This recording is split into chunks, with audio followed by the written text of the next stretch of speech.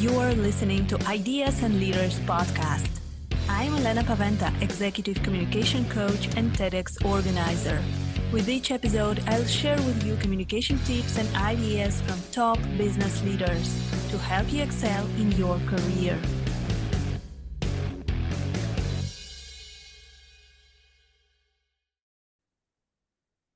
Welcome to the next episode of Ideas and Leaders podcast. Today, my guest is Kelley O'Keeffe.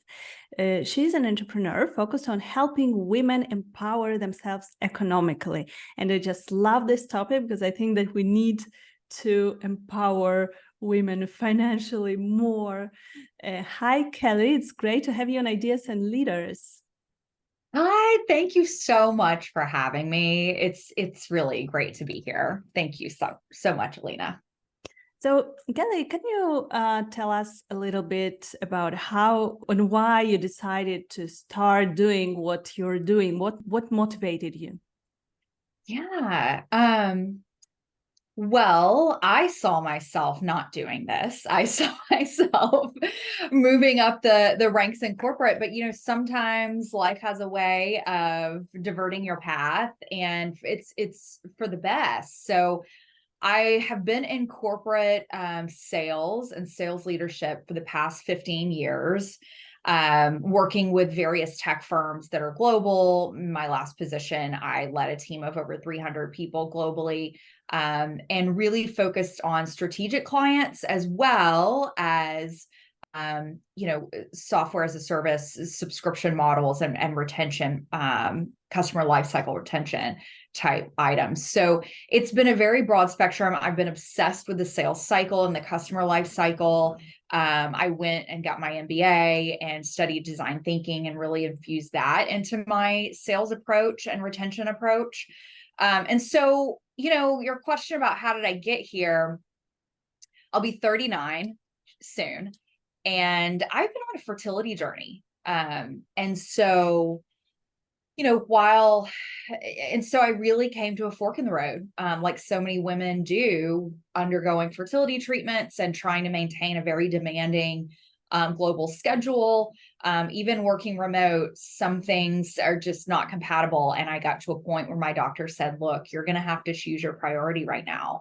And so I chose, designing my life in a way that I could have control over my time, because my energy was so unpredictable. So that's really the impetus for me choosing to become an entrepreneur. However, once I dove into entrepreneurship last fall, it was like the fire was lit within me. I've always had some kind of entrepreneurial venture, but this is it's just amazing to be doing this, serving a community that I love. Yeah, thank you for sharing your story. And I think that it is really great that you decided to help women in sales, because you are an expert and definitely the go-to person. If I were to to learn sales from someone, I would definitely choose a person with experience like yours.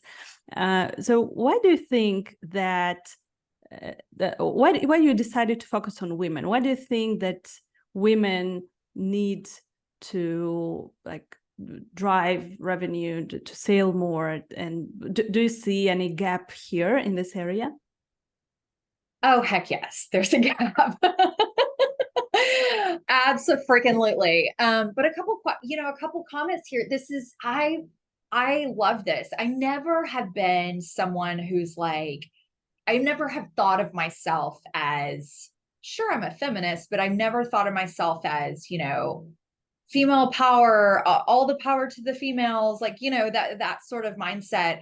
I'm very into gender equity and fair representation and diversity. And so, to me, it's not that I'm choosing to work with women because I only think that women should have access to my tools. I welcome, everybody, right? However, once I started diving into the research about, sales leaders, how to move up in sales leadership, I really saw the dramatic drop off in equity when it came to gender. in sales leadership. And coming from a background of growing up, there's a long period of time where my mother was a single mom. I was the only, her only child, which is the two of us. We were very financially strained. And I've learned very early on how important it is to make your own money. Then getting my own job, living, my first job, living through the financial recession of 2008, I was really forced into sales because it was really the opportunity, the path I had that was a growing career opportunity versus, some of the layoffs we've seen. So that has really served me well in terms of positioning myself as a revenue generator within a company, has really helped me to avoid job instability.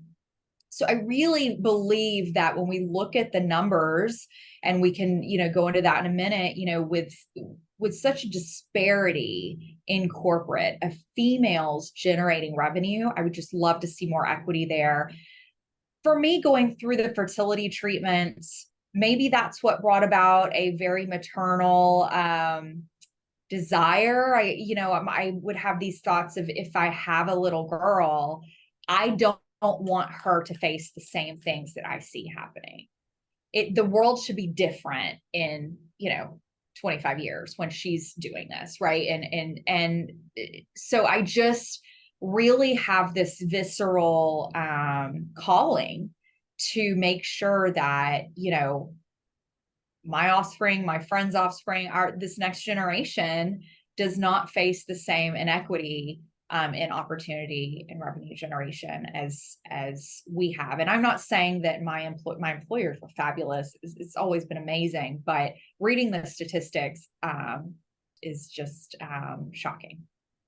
Yeah. So what are the numbers? What are some numbers that we can discuss in terms of those differences? Yeah. So when we talk about, revenue generation and really becoming a leader, being on the path to an executive, being on the executive track, and even getting a corporate career, having a corporate career that sets you up to be a successful entrepreneur, to learn the skills, right? That really entails finding a position that allows you to take on what's called a profit and loss statement, or managing a financial statement, having a business unit that you're responsible for bringing in the revenue and any losses or costs associated with that. So usually you see that responsibility at the mid-level of a company, maybe the director, VP level. And so when you look at rates of vice presidents, typically you see, in HR, marketing, legal, we see really across the board, women represent, on the whole, about 30, sometimes 40% of those vice president roles. When you look at revenue generation, VPs of sales, women occupy about 20% of those roles. Now, we've done a great job when it comes to entry-level sales folks. Even in male-dominated industries, like I was in tech, we see at least 40% of entry-level entrants. Usually it's very diverse makeup. You see at least 40% female. But when you go to look at the statistics of those first, being promoted to that first manager rank, we see a huge drop off. And then it really drops off further as you go up the pipe to vice president. And so what we're seeing is females, particularly in revenue generating positions, the leadership, I would say the velocity of promotion is much more challenging.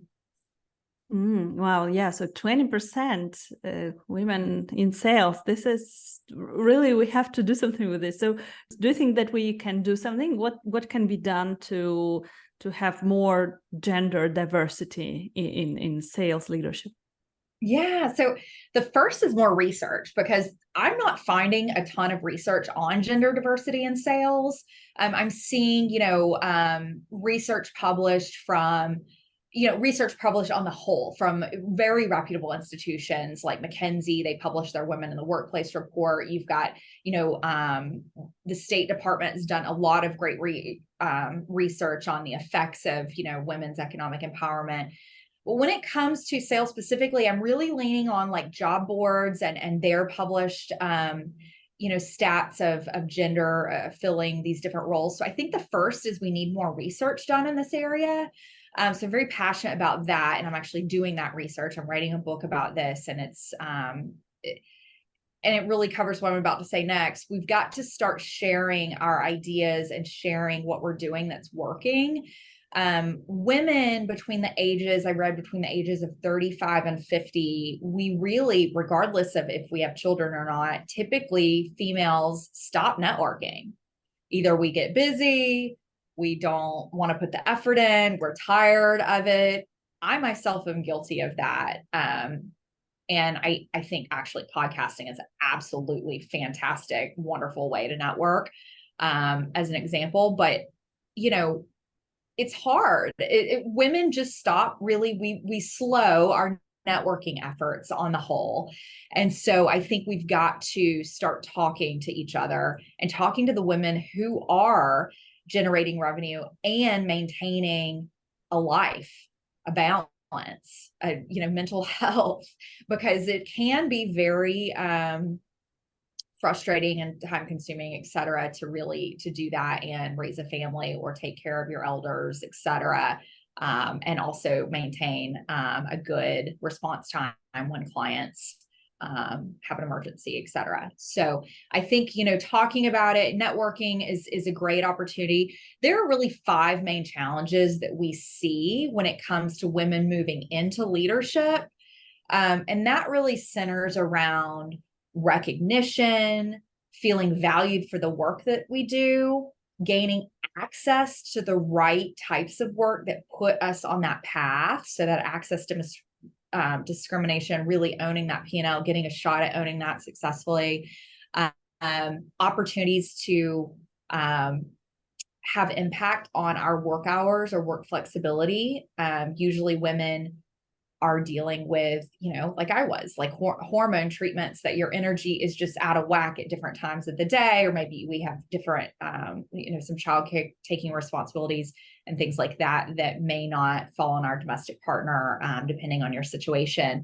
So flexibility, obviously the wage gap, if we're not going to get paid as much as our male counterparts for doing the same job, that does discourage some women from even trying, right?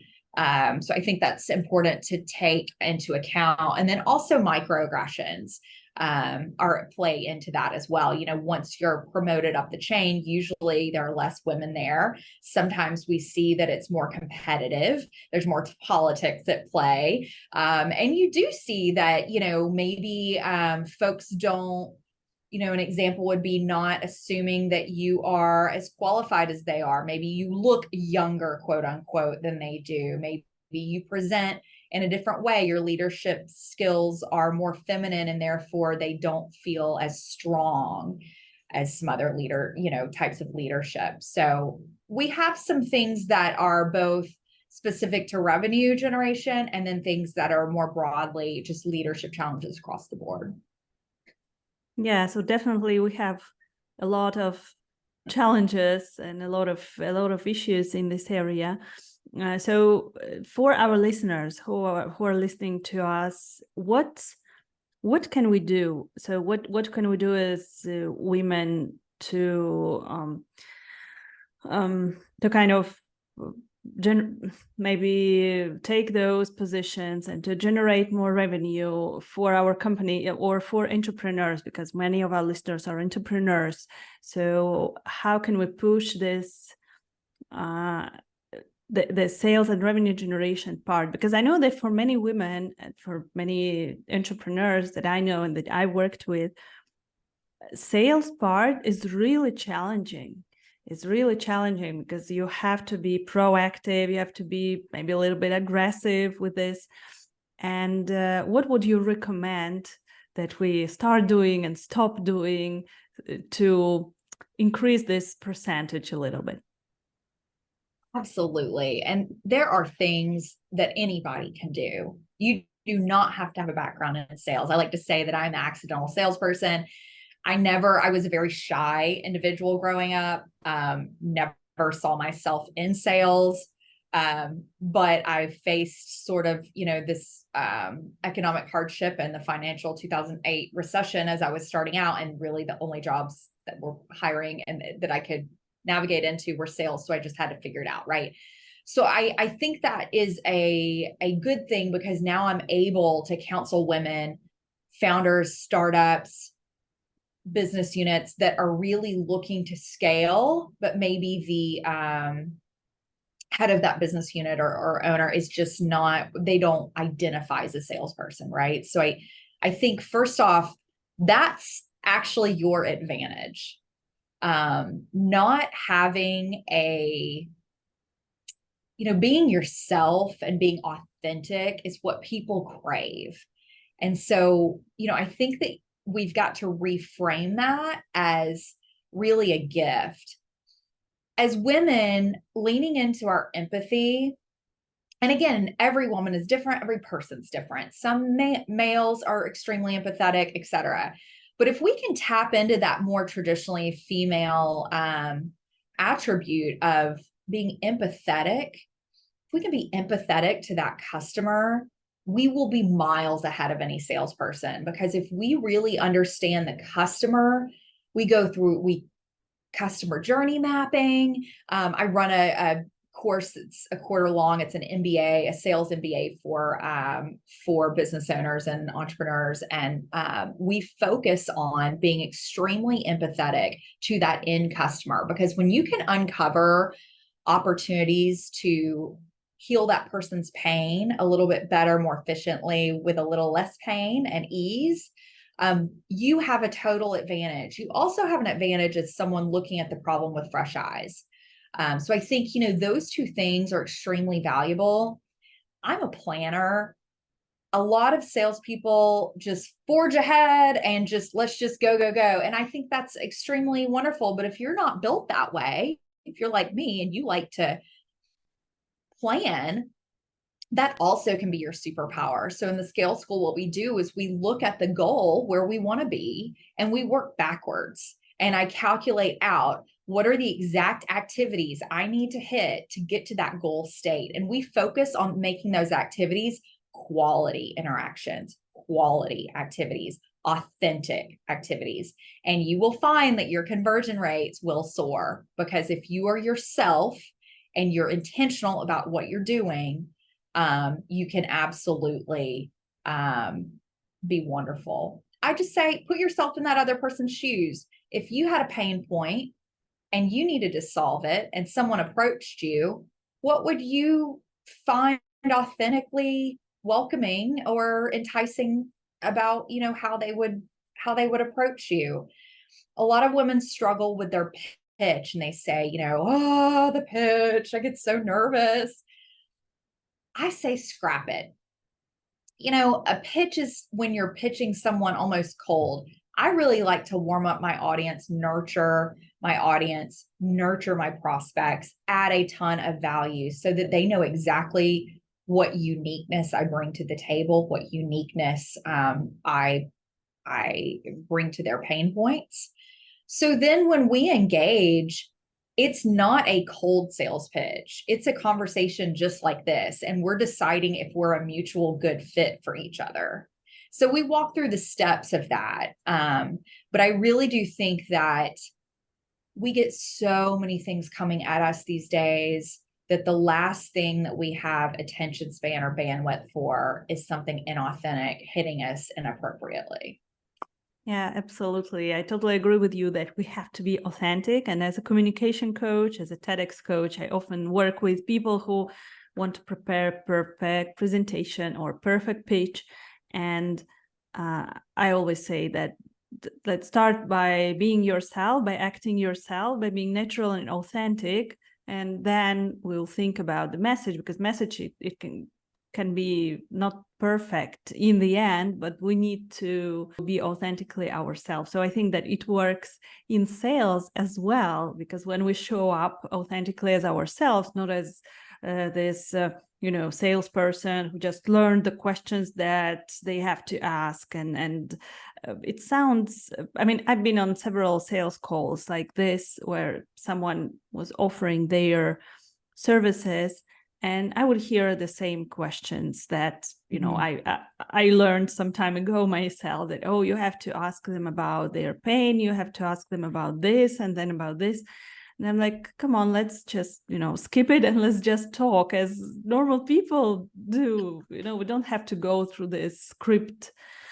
So yeah, definitely showing empathy and being authentic is a great thing. And I think that I bought several products from people like this with whom I just connected on a human level.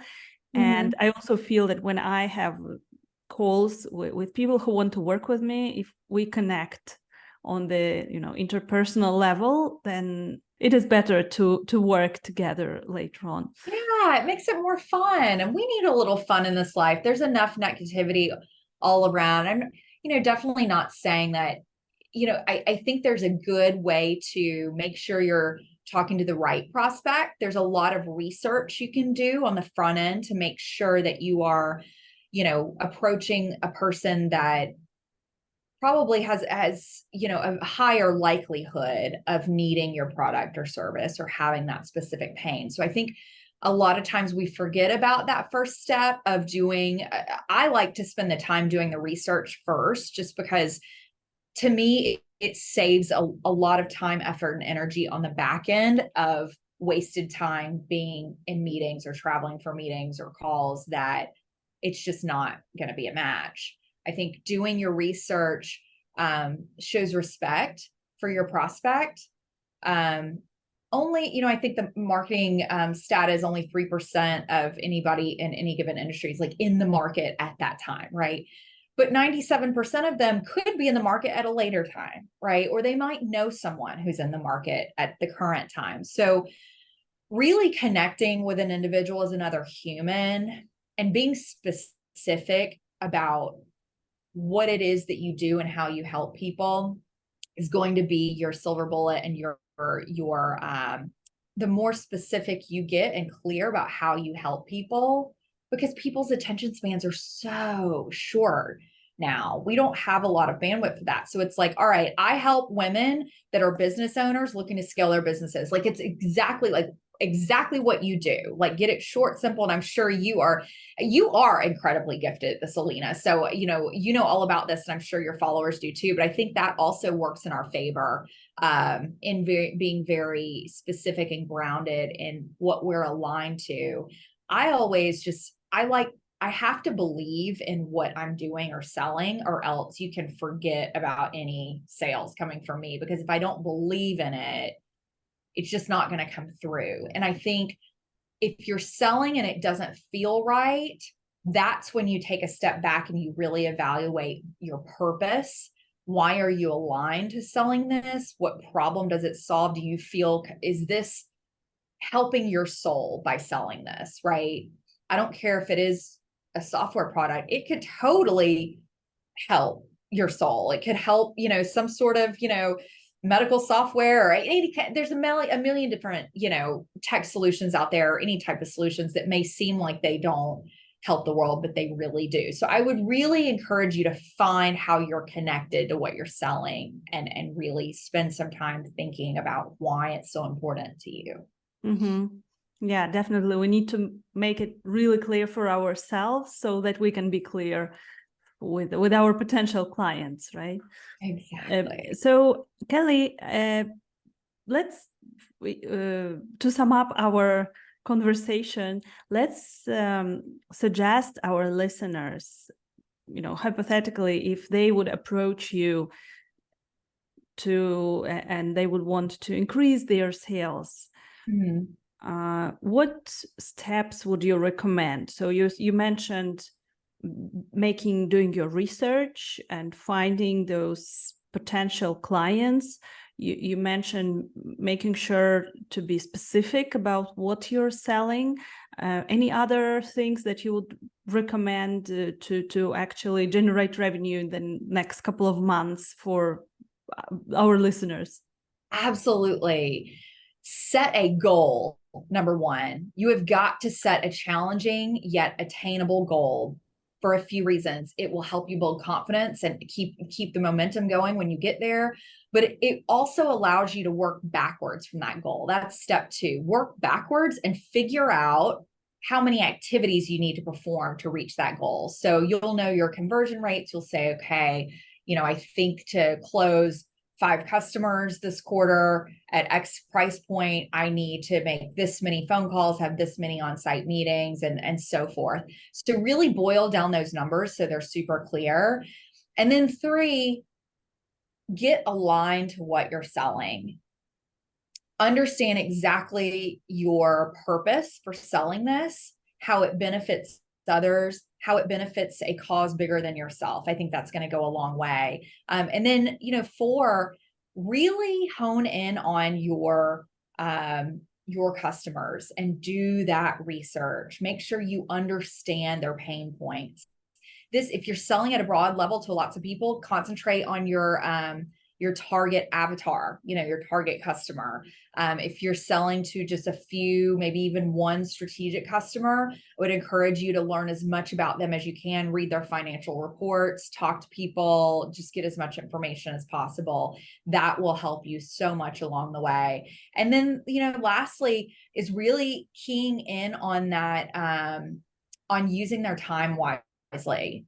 So that to me goes hand in hand with the way that you approach them. So if you're reaching out, make sure that you're clear with the purpose and how you're reaching out. If you're asking for their time, make sure that you are very conscientious about, the amount of time that you're asking for, and then get to the point, and make sure it's relevant. To me, all of that represents step 5. That's respect.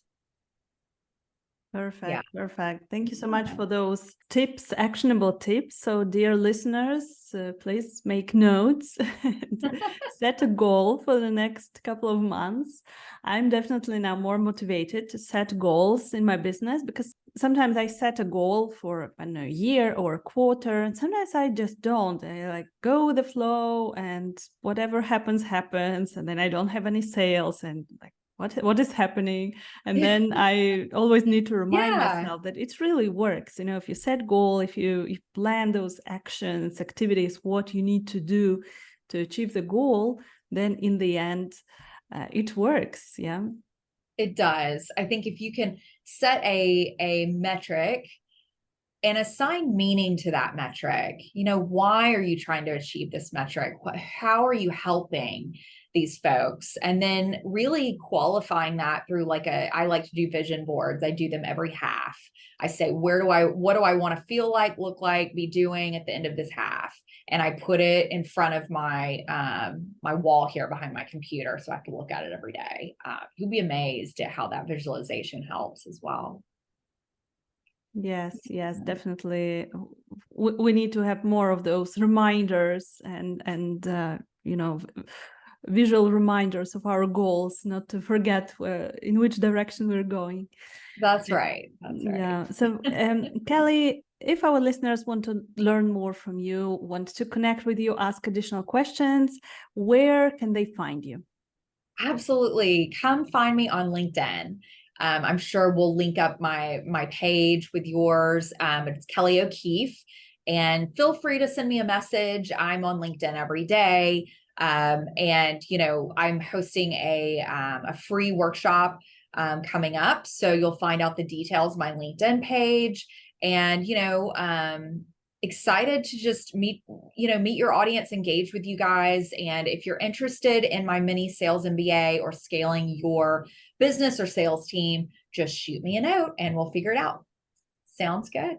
Thank you. Perfect. Thank you so much, Kelley. So, dear listeners, I will definitely put all the links under this episode. So if you're interested in sales, and of course, I'm sure that everyone is interested in sales, please go to those links and connect with Kelley. She's a great person to learn from if you want to increase your sales. Thank you so much, Kelley, for being on Ideas and Leaders. It was a pleasure talking to you today. Thank you for having me. It's been a pleasure. Thank you for listening to Ideas and Leaders podcast. Did you enjoy this episode? Let me know that you listened by tagging me in your LinkedIn profile and using a hashtag Ideas and Leaders. See you in the next episode.